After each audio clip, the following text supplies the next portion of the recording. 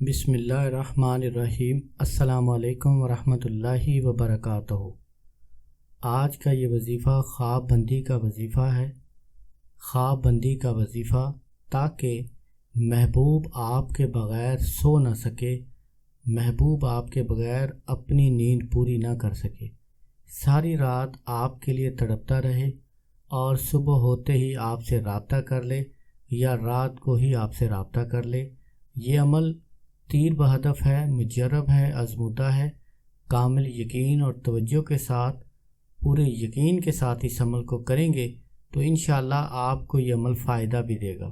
اگر آپ کسی سے بے حد محبت کرتے ہیں، کسی کو اپنا بنانا چاہتے ہیں، اس سے شادی کرنا چاہتے ہیں، لیکن آپ کا محبوب ہر دھرمی پر قائم ہے، آپ سے بات نہیں کرتا، چھوٹی چھوٹی بات پر ناراض ہو جاتا ہو، آپ سے محبت کا اظہار نہیں کرتا، آپ اس کے لیے ساری رات جاگتے ہیں، اگر آپ کے ساتھ آپ کا محبوب ایسا کرتا ہے تو آج کے بعد آپ کا محبوب بھی آپ کے بغیر نہیں سو سکے گا۔ یہ عمل بہت مجرب اور مفید ہے۔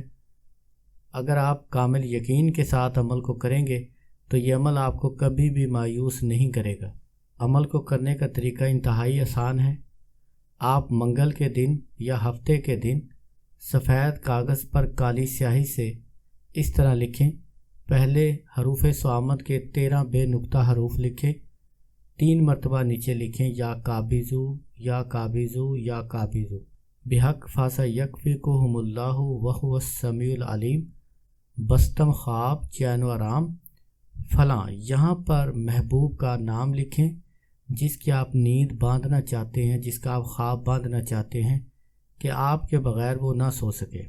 بستم خواب چین و آرام فلاں بن فلاں، اس کا اور اس کی والدہ کا نام۔ اگر محبوب کی والدہ کا نام معلوم نہ ہو تو آپ صرف محبوب کا نام لکھیں۔ اب آپ اول آخر درود پاک کے ساتھ 100 مرتبہ یا قابضو یا قابضو یا قابضو پڑھیں۔ جب 100 مرتبہ پڑھ لیں تو آخر میں 1 مرتبہ کہیں بستم خواب چین و آرام فلاں بن فلاں، یہاں پر محبوب کا اور اس کی والدہ کا نام لیں۔ اب اس نقش کے اوپر پھونک مار دیں اور اس کو اچھی طرح لپیٹ کر آپ اپنے تکیے کے نیچے رکھ کر سو جائیں۔ صبح اٹھ کر اس کو سنبھال کر اپنے پاس رکھیں اور رات کو پھر تکیے کے نیچے رکھ دیں۔ انشاءاللہ محبوب آپ کے بغیر ایک لمحے کے لیے بھی نہیں سو سکے گا، ساری رات تڑپتا رہے گا۔ یہ عمل ناجائز اور حرام کام کے لیے یا بلا وجہ کسی مسلمان کو تنگ کرنے کے لیے، بلا وجہ کسی کو رات جگانے کے لیے ہرگز نہ کریں۔ اگر کوئی اس عمل کو بلا وجہ ناجائز اور حرام کام کی نیت سے کرے گا، وہ اپنے گناہ اور نقصان کا خود ذمہ دار ہوگا، میں بری ذمہ ہوں۔